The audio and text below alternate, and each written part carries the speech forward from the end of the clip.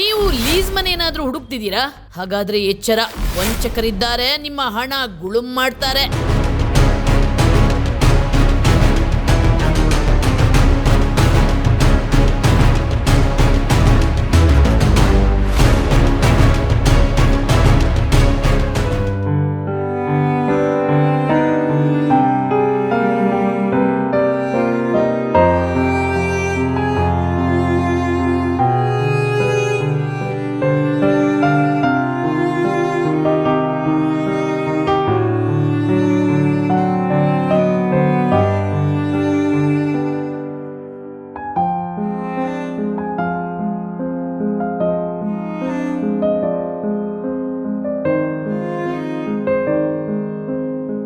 Urban stands company ಅಂತ ಒಂದು property ಮ್ಯಾನೇಜ್ಮೆಂಟಲ್ಲಿ ನಮ್ಮ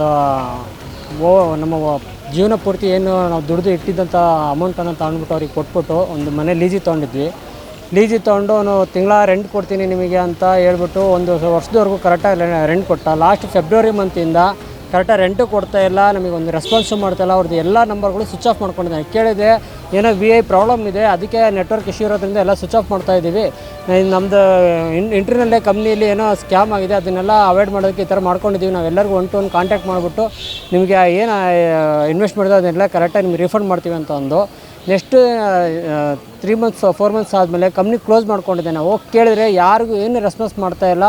ಇಲ್ಲಿ ಇನ್ವೆಸ್ಟ್ ಮಾಡಿದಿರೋರು ಎಲ್ಲರೂ ಅವರು ಕನಸನ್ನು ಏನೊಂದು ಮುಡುಪಾಗಿಟ್ಬಿಟ್ಟು ಮುಂದೆ ಒಂದು ಫ್ಯೂಚರ್ ಒಳ್ಳೆ ಚೆನ್ನಾಗಿ ಕಾಣಬೇಕು, ನಮ್ಮ ಮಕ್ಕಳು ಭವಿಷ್ಯನ ಉಜ್ವಲ ಬೆಳೆಸಬೇಕು, ನಮಗೆ ಈ ಒಂದು ಅಮ್ಯುನಿಟಿಲಿ ಒಂದು ಒಳ್ಳೆಯ ವ್ಯವಸ್ಥೆಯಲ್ಲಿ ನಾವು ಬದುಕಬೇಕು ಅಂತ ಎಲ್ಲ ಆಸೆ ಇಟ್ಕೊಂಡ್ಬಿಟ್ರು. ನಮ್ಮ ಕಷ್ಟಪಟ್ಟು ನೂರಾರು ಕಂಪ್ನಿಗಳಲ್ಲಿ ದುಡ್ದಂಥ ದುಡ್ಡನ್ನು ಅಲ್ಲಿ ಅವ್ರ ಹತ್ರ ಅನುಭವಿಸಿ, ಅವ್ರ ಟಾರ್ಚರ್ಗಳನ್ನೆಲ್ಲ ಅನುಭವಿಸಿ ಒಂದು ಸೇವಿಂಗ್ಸ್ ಅಂತ ಮಾಡಿ ಊರಲ್ಲೆಲ್ಲ ನಮ್ಮ ಫ್ಯಾಮಿಲಿ ನೋಡಿಕೊಂಡು ಇಂಥ ನನ್ನ ಮಕ್ಕಳ ಹತ್ರ ತಂದು ಇಟ್ಟಿದ್ದೀವಿ. ಸರ್, ಅರ್ಬನ್ ಸ್ಟ್ಯಾಂಡ್ಸ್ ಅಂದ್ಬಿಟ್ಟು ನಾವು ಲಾಸ್ಟ್ ನವಂಬರಲ್ಲಿ ನಾವು ಅವ್ರ ಜೊತೆ ಟೈಅಪ್ ಆಗಿದೆ.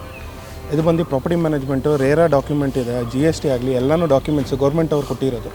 ಈವನ್ ದಿಸ್ ಪ್ರಾಪರ್ಟಿ ಮ್ಯಾನೇಜ್ಮೆಂಟ್ ಏನಿದೆ ಇದು ಕಂಪನಿ ಈಗ ಸ್ಟಾರ್ಟ್ ಆಗಿರೋದಲ್ಲ, ಇದು 2022 ಫ್ರಾಡ್ ಮಾಡಿದ್ದಾರೆ ಕಂಪನಿ. ಅದು ಫ್ರಾಡ್ ಮಾಡಿ ಇನ್ನೊಂದು ಕಂಪ್ನಿಗೆ ಇವಾಗ ಗೌರ್ಮೆಂಟ್ ಅವ್ರು ಹೆಂಗೆ ಆಥರೈಸ್ ಮಾಡಿದ್ದಾರೆ ಸರ್, ಯಾವ ಬೇಸಿಸ್ ಮೇಲೆ ಅವ್ರಿಗೆ ಡಾಕ್ಯುಮೆಂಟ್ಸ್ ಆಗಲಿ ಎಲ್ಲನೂ ಅಪ್ರೂವಲ್ ಕೊಟ್ಟಿದ್ದಾರೆ. ಈವನ್ ಯಾವುದೇನೇ ಇನ್ಫಾರ್ಮೇಷನ್ ಇವಾಗ 2022 ಕೇಸ್ ನಡೀತಿದೆ ಕೋರ್ಟಲ್ಲಿ. ಏನಿದೆ ಅವರಲ್ಲಿ ಆಲ್ಮೋಸ್ಟ್ 30 to 40 ರೆಸಿಡೆನ್ಸ್ ಅವ್ರಿಗೆ ಪ್ರಾಬ್ಲಮ್ ಆಗಿ ಅವ್ರಿಗೆ ಏನು ಇನ್ನೂ ಕೂಡ 20 ಗಂಟೆ ಸೆಟ್ಲ್ಮೆಂಟ್ ಆಗಿಲ್ಲ. ಅದನ್ನು ಅವರು ಮುಚ್ಚಾಕಿ ಶಿವಕುಮಾರ್ ಅಂತ ಇರೋದು, ಅದನ್ನು ಹೆಸರು ಬಂದು ಕರ್ಣ ಅಂತ ಮಾಡಿ ಈಗ ಇದರಲ್ಲಿ ಕಂಪ್ನೀಲಿ ಎಲ್ಲರಿಗೂ ಹೇಳ್ತಾ ಇರೋದು ರಾಂಗ್ ಇನ್ಫಾರ್ಮೇಷನ್ ಕೊಟ್ಟು ಎಲ್ಲರ ಹತ್ರನೂ ಇವಾಗ ಆಲ್ಮೋಸ್ಟ್ ನಾವು 130 ಜನ ಇದಾಗಿದ್ದೀವಿ. ಇದರಲ್ಲಿ ಏನು ಸಿಗಾಕಂದು ಅನುಭವಿಸ್ತಾ ಇದ್ದೀವಿ. ಆಲ್ಮೋಸ್ಟ್ ಇದು ನಮ್ಮ ಪ್ರಕಾರ ಬಂದು 15 ಇಂದ 16 ಕೋಟಿ ದುಡ್ಡನ್ನ ಅವ್ನು ಮಾಡಿದ್ದಾನೆ. ನಮ್ಮ ದುಡ್ಡನ್ನ ಎತ್ಕೊಂಡೋಗಿ ನಾವು ನಾಯಿ ಅಲಿಯೋ ಥರ ಅಲ್ಲಿ ಇಲ್ಲಿ ಅಂತ ನಾವು ಅಲಿಬೇಕಾ ಸರ್? ಇದನ್ನು ಇದು ಯಾವ ನ್ಯಾಯ ಇದೆ? ಇದು ಪೊಲೀಸ್ ಸ್ಟೇಷನ್ ಹತ್ರ ಹೋದೆ, ಇದು ಸಿವಿಲಿಗೆ ಬರುತ್ತೆ, ಅವ್ರು ಹೇಳ್ದಂಗೆ ಆಲ್ರೆಡಿ ಸಿವಿಲಿಗೆ ಬರುತ್ತೆ, ನೀವು ಬೇಕು ಅಂತ ಅಂದೆ ನೀವು ಹೋಗಿ ಕೋರ್ಟಲ್ಲಿ ಮಾಡ್ಕೊಳ್ಳಿ. ಕೋರ್ಟಲ್ಲಿ ಮಾಡೋದಾಗಿದ್ದು ಮತ್ತು ಪೊಲೀಸವ್ರು ಯಾಕೆ ಬೇಕಾಯ್ತು ಸರ್ ನಮಗೆ?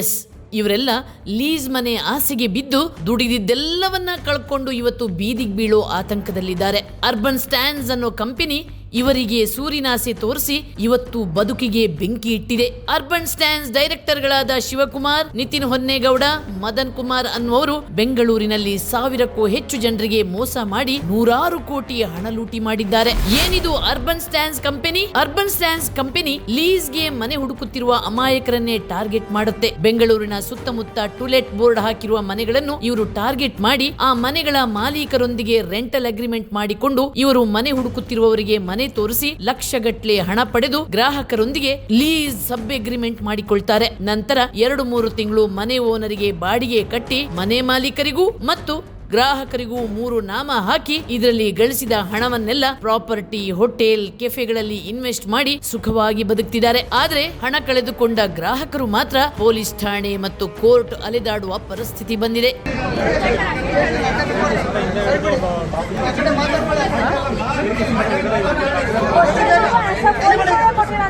ಅರ್ಬನ್ ಸ್ಟ್ಯಾಂಡ್ಸ್ ಅನ್ನೋ ಕಂಪನಿ ನಾವು ತುಂಬ ಮೋಸ ಆಗಿಬಿಟ್ಟಿದ್ದೀವಿ. ಇವಾಗ ನಮ್ಮ ಪರಿಸ್ಥಿತಿ ಬೀದಿಗೆ ಬರೋಂಗೆ ಆಗಿಬಿಟ್ಟಿದೆ. ಏನಿಲ್ಲ, ಕಾಸಿಲ್ಲ, ಎಷ್ಟೋ ಜನ ಹಾಸ್ಪಿಟಲೈಸೇಷನ್ ಎಲ್ಲ ಸಾಯ್ತವ್ರೆ. ಎಷ್ಟು ಜನ ಏನೇನು ಪರಿಸ್ಥಿತಿ ಇದೆ, ದಿನ ಎಲ್ಲ ಅಲ್ದಾಡ್ತಾ ಇದ್ದೀವಿ. ಗೌರ್ಮೆಂಟ್ ಆಫೀಸರ್ಸ್ ನಮಗೆ ಪರಿಸ್ಥಿತಿ ಕೆಲಸ ಬಿಟ್ಟು ಬೇರೆ ಎಲ್ಲ ಮನೆಯೆಲ್ಲ ಬಿಟ್ಟು ಎಲ್ಲೆಲ್ಲೋ ತಿರುಗಾಡೋದಾಗ್ಬಿಟ್ಟಿದೆ. DCP ಆಫೀಸು, ಪೊಲೀಸ್ ಸ್ಟೇಷನ್ಸು, ಅವ್ರ ಕಂಪನಿಗಳು, ನಾವು ಎಲ್ಲೆಲ್ಲ ಹುಡ್ಕೊಂಡು ಹೋಗ್ತಾ ಇದ್ದೀವಿ. ನಾವು ಏನೇನೋ ಡಾಕ್ಯುಮೆಂಟ್ಸ್ ನಮ್ಮ ಕೈಯಲ್ಲಿ ಎಷ್ಟಾಗುತ್ತೆ ಅಷ್ಟು ತಿರುಗಾಡ್ತಾ ಇದ್ದೀವಿ. ಎಷ್ಟ ಗ್ಯಾದರ್ ಮಾಡ್ಕೊಂಡು ಇನ್ಫಾರ್ಮೇಷನ್ನು ಏನಾದರೂ ಹೋಪ್ ಇಟ್ಕೊಂಡು ಎಲ್ಲಾದರೂ ಪೊಲೀಸ್ ಸ್ಟೇಷನ್ಗೆ DCP ಆಫೀಸ್ಗೆ ಕಮಿಷನರ್ ಆಫೀಸ್ಗೆ ಹೋಗಿ ಕೇಳ್ತಾ ಇದ್ದೀವಿ ಏನಾದರೂ ಸರ್ ಇನ್ವೆಸ್ಟಿಗೇಷನ್ ಏನು ಅಪ್ಡೇಟ್ ಇದೆ, ಏನಾಗ್ತಾ ಇದೆ, CID ಮಾತಾಡ್ತಿದ್ರೆ CID ನಾವು ಇದು ಮಾಡ್ತಾ ಇದ್ದೀವಿ ಅಂತಾರೆ. 2 months ಆಯ್ತು ಸರ್. 2 monthsದ ಹೋಗ್ತಾ ಇದ್ದೀವಿ, ಪೊಲೀಸ್ ಸ್ಟೇಷನ್ಗೆ ಹೋಗ್ತಾ ಇದ್ದೀವಿ, DCP ಆಫೀಸ್ ಹೋಗ್ತಾ ಇದ್ದೀವಿ, ಒಂದೇ ಮಾತು ಹೇಳ್ತಾರೆ ನೆಕ್ಸ್ಟ್ 1 week ಅಂತ. 2 months ಆಗಿಬಿಟ್ಟಿದೆ, 1 week ಅವ್ರು 1 week ಬರ್ತಾ ಇಲ್ಲ ಸರ್. ಯಾವಾಗಿಂದ ಒಂದು ಮಾತು ಹೇಳ್ತಾರೋ ಅವರು CID ಪ್ರೋಗ್ರೆಸ್ಸಲ್ಲಿದೆ, ನಾವು ಸುಪೀರಿಯರ್ಸ್ನ ಮಾತಾಡ್ತಾ ಇದ್ದೀವಿ, ಕೇಸ್ ಕಳ್ಸ್ಕೊಡ್ತೀವಿ ಅಂತ ಹೇಳ್ತಾ ಇದ್ದಾರೆ.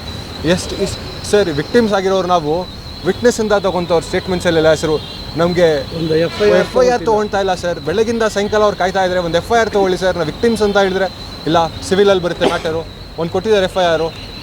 3 different ಮಾಡಲ್ಸ್ ಇದೆ ಕಾನ್ಸೆಪ್ಟ್ ಅವ್ರದ್ದು. ಒಂದು MOU, ಲೀಸ್ ಮಾಡಲ್, ಇನ್ವೆಸ್ಟರ್ ಮಾಡಲ್ ಅಂತ. ಎಲ್ಲದು ಒಂದೇ ಗತಿ. ದೊಡ್ಡದಾಗಿ ಲಂಸಮ್ ಅಮೌಂಟ್ ತೊಗೊತಾರೆ, ಎಲ್ಲ ಸ್ವಲ್ಪ ದಿವಸ ರೆಂಟ್ ಕೊಡ್ತಾರೆ, ಇಂಟ್ರೆಸ್ಟ್ ಇದೆ ಇನ್ವೆಸ್ಟರ್ಸ್ ಕೊಡ್ತಾರೆ, ಎಲ್ಲ ಇದು ಮಾಡಿಕೊಂಡು ಮತ್ತೆ ಎಲ್ಲ ಸ್ಟಾಪ್ ಮಾಡಿಬಿಟ್ಟಿದ್ದಾರೆ. ರೆಂಟ್ ಪೇಮೆಂಟ್ಸ್ ಆಗಿರಲಿ, ಎಲ್ಲ ಕವರೇಜ್ ಆಗಿರಲಿ, ಎಲ್ಲ ಸ್ಟಾಪ್ ಮಾಡಿಬಿಟ್ಟಿದ್ದಾರೆ, ಪೇಮೆಂಟ್ಸ್ ಎಲ್ಲ ಸ್ಟಾಪ್ ಮಾಡಿಬಿಟ್ಟಿದ್ದಾರೆ. ಸರ್ ನಾನು 2024 ಮನೆ ಹುಡುಕ್ತಾ ಇರಬೇಕಾದ್ರೆ ಈ ಕಂಪ್ನಿ ಸಿಕ್ತು. ನಮಗೆ ಫುಲ್ ಅಮೌಂಟ್ ಇರಲಿಲ್ಲ, 35 ವರ್ಷ ದುಡಿದಿರೋ ಅಮೌಂಟು. ಈಗ ಏನು ಹೇಳಿದಾರಲ್ಲ ಇದೇ ಥರ ನಾವು ಕೂಡ ಮಾಡಿರೋದು.